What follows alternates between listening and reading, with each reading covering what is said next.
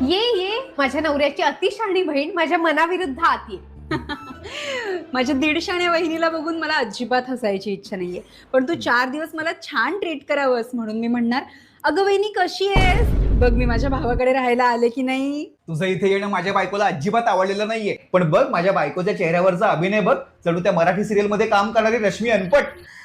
अगं अभिनय तर करावाच लागेल ना, नाहीतर जमिनीचे हिस्से होतील तेव्हा हक्क सोड पत्र कसं देशील तू? इतकं पुढचं प्लॅनिंग तुझ्या डोक्यात शिजतंय, म्हणजे माझ्या भावाला तर तू बैलच करून ठेवला असशील. नुसताच बैल नाही, मित्रांना भेटायला जरी जायचं असेल ना तरी पण मी जाऊ का त्यांना भेटायला असं विचारायला लागणारा बैल.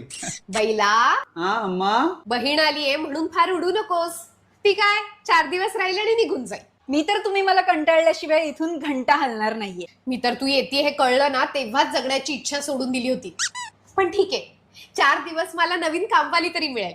तू मला घरातलं काम तर सांगून बघ, आई ग डोकं दुखतंय असं कारण देईल आणि बेडरूम मध्ये जाऊन झोपेन. बायको रागवलेली आणि बहीण अळसटलेली, म्हणजे भांडी घासायचं सुदैव माझ्याच नशिबात येतंय बहुतेक. अरे त्यात आम्ही नणंद भाऊजे आहोत, लोकांसमोर छान छान गोड गोड कसं वागायचं ना हे आम्हाला चांगलंच जमतं.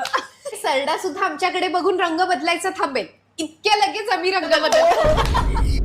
चल मी तुला माझ्या त्या साड्या दाखवते ज्या बघून तू जळून खाक होशील. चल तुझा कुर्ता बाकी खूप छान आहे.